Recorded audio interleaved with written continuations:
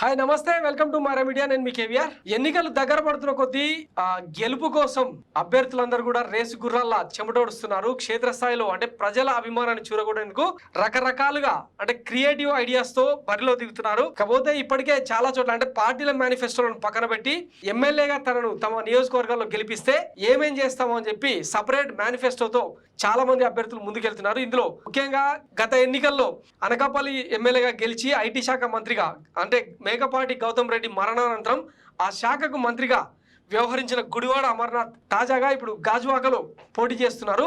ప్రస్తుతం ఆయన అంటే వైసీపీ మేనిఫెస్టోకు తోడుగా గాజువాకలో తనను గెలిపిస్తే ఎట్లాంటి చర్యలు చేపడతారో అని చెప్పి కొంత ఆకర్షణీయంగా క్రియేటివ్గా ఆయన మేనిఫెస్టోను ప్రకటించారనమాట. అది ఒకసారి మీకు చూపించే ప్రయత్నం చేస్తా. గాజువాకలో మేనిఫెస్టో, గాజువాక ప్రజల సూచనలు సలహాల మేరకు తయారు చేయబడ్డ ప్రజా మేనిఫెస్టో 2024. విశాఖ స్టీల్ ప్లాంట్ కోసం ఎంతటి త్యాగానికైనా సిద్ధం, దాన్ని ప్రైవేట్ పరం కానియకుండా పోరాటం చేస్తానని చెప్పి గాజువాక ప్రజలకు గుడివాడ అమర్నాథ్ హామీ ఇచ్చారనమాట. తర్వాత గంగవరం పోర్టు తక్షణమే కాలుష్య నివారణకు కఠిన చర్యలు, నిర్వాసితుల సమస్యల పరిష్కారానికి ప్రత్యేక చొరవ చూపిస్తానని చెప్పి రెండవ హామీ ఇచ్చారనమాట. ఇక ఇళ్ల పట్టాల విషయానికి వస్తే హౌస్ కమిటీ ఇతర పట్టా సంబంధిత సమస్యలకు త్వరితగతిన పరిష్కారం చూపిస్తానని చెప్పి మూడవ హామీ. ఇక నాలుగవ హామీ వచ్చేసి ఆధునిక పరిశ్రమలు, digital media centre of excellence, logistics hub, clean manufacturing, tech, BPO వంటి కాలుష్య రహిత పరిశ్రమల ఏర్పాటు కోసం గాజువాకను కేంద్రంగా మారుస్తానని చెప్పి ఆయన పెట్టారనమాట.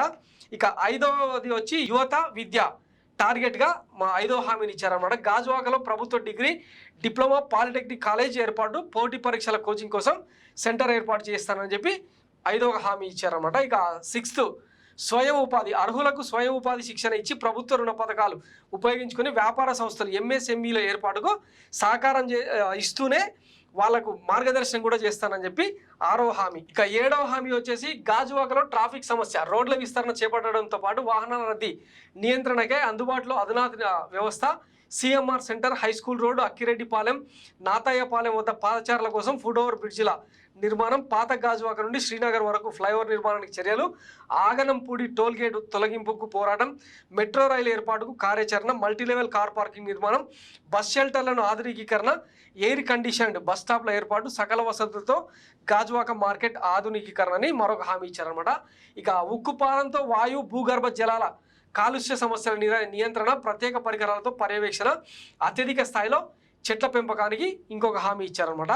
ఇక ఆడుదాం గాజువాక పేరుతో ఇంకొక హామీ ఇచ్చారు. బ్యాడ్మింటన్, బాక్సింగ్, కబడ్డీ, వాలీబాల్ తదితర క్రీడల కోసం స్విమ్మింగ్ పూల్తో కూడిన ఇంటిగ్రేటెడ్ స్పోర్ట్స్ కాంప్లెక్స్ నిర్మాణం, క్రీడా మైదానాల పునరుద్ధరణతో పాటు ఆసక్తి గల యువతకు క్రీడల వారీగా శిక్షణ కేంద్రాలు, ప్రతి ఏటా స్పోర్ట్స్ క్యాలెండర్ విడుదల చేసి వివిధ క్రీడలతో గాజువాక ప్రీమియర్ లీగ్ నిర్వహించి క్రీడాకారులకు స్కాలర్షిప్లు అందజేస్తామని చెప్పి తొమ్మిదవ హామీ.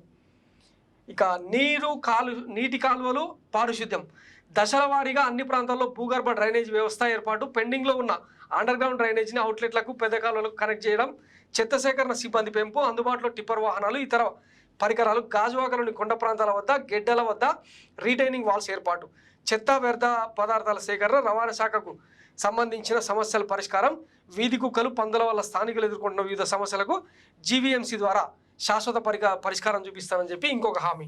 ఇక కన్వెన్షన్ సెంటర్, సాంస్కృతిక కార్యక్రమాలకు, శుభకార్యాలకు భారీ కన్వెన్షన్ సెంటర్ ఏర్పాటు చేస్తాం, ప్రతి సంవత్సరం నిర్ణీత తేదీన గాజువాక ఉత్సవ కార్యక్రమాలు కూడా నిర్వహిస్తానని చెప్పి ఇంకొక హామీ ఇచ్చారనమాట. ఇక కనీస వసతుల సమస్య పరిష్కారం, గాజువాక నియోజకవర్గంలో ప్రాంతాల వారీగా ట్రాఫిక్, డ్రైనేజ్, పారిశుద్ధ్యం, నీరు, వీధి లైట్ల వంటి కనీస వసతుల ప్రస్తుత స్థితిపై ఎమ్మెల్యేగా గెలిచిన 90 రోజుల్లో ఆడిట్ నిర్వహించి త్వరితగతిన పరిష్కరిస్తామని చెప్పి ఇంకొక హామీ అనమాట. ప్రజలు ఎదుర్కొంటున్న సమస్యల్ని ఎప్పటికప్పుడు ఎమ్మెల్యేకి తెలియజేసేందుకు మొబైల్ యాప్, కాల్ సెంటర్, ఇది నెక్స్ట్ లెవెల్ అనమాట. ఏంటంటే ప్రజలు ఎదుర్కొంటున్న సమస్యలు ఎప్పటికప్పుడు ఎమ్మెల్యేకి తెలియజేసేందుకు మొబైల్ యాప్ స్థానికంగా పెట్టి ఒక కాల్ సెంటర్ కూడా ఏర్పాటు చేసి సత్వరం సమస్యల పరిష్కారానికి కృషి చేస్తానని చెప్పి ఇంకొక హామీ అనమాట. ఇక టూరిజం రీక్రియేషన్, యారాడ బీచ్ని రాష్ట్రంలో ప్రముఖ పర్యాటక కేంద్రంగా తీర్చిదిద్దడం, పాత పార్కుల్ని పునరుద్ధరించి వ్యాయామాలకు, వాకింగ్కి అనుకూలంగా ఉండేలా వసతులు, రాత్రిళ్ళు నిర్ణీత సమయం వరకు డ్రైవింగ్ ప్లేజర్లతో కూడిన ఫుడ్ జోన్లకు అనుమతిస్తామని చెప్పి గుడివాడ అమర్నాథ్ మంత్రి ఈ హామీలు ఇచ్చారనమాట. నియోజకవర్గ ప్రజల సూచనలు సలహాల మేరకు సామాజిక వర్గాల, మతాల వారీగా జనాభా ప్రకారం కమ్యూనిటీ హాలకు, మతపరమైన నిర్మాణాలకు, శ్మశాన వాటికలకు అవసరమైన భూమి కేటాయింపు, అలాగే నేర నియంత్రణ కోసం సీసీ కెమెరాల ఏర్పాటు, మహిళల భద్రతపై ప్రత్యేక దృష్టి అని చెప్పి ఆయన ఫ్యాన్ గుర్తు 1వ నంబర్ నొక్కి తనకు ఓటేయమని చెప్పి చెప్తా ఉన్నారు అనమాట. ఇక విజయసారథి వివిధ పరిశ్రమలతో అనుసంధానమైన వారి ఉద్యోగ అవసరాల్ని తెలుసుకొని వాటికి అనుగుణంగా యువతకు శిక్షణ ఇచ్చి 25,000 ఉద్యోగాలు కల్పిస్తానని చెప్పి, అంటే కేవలం గాజువాక పరిధిలోనే 25,000 ఉద్యోగాలకు అవకాశాలకు కల్పన చేస్తామని చెప్పి హామీ ఇచ్చారనమాట. నిజానికి ఇది ఒక గుడ్ ఐడియా అనమాట.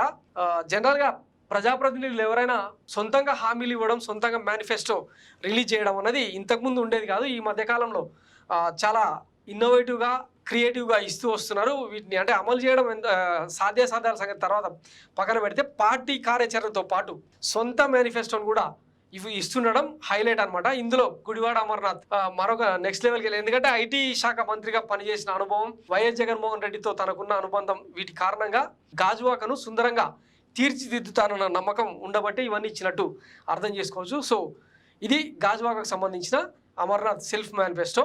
సో దీనికి ఎట్లాంటి తీర్పు వస్తుంది అన్నది రేపు 13వ తారీఖున తేలుతుంది. వెయిట్ చేద్దాం. Thanks for watching Myra media. నేను మీ కేవీఆర్. Thank you.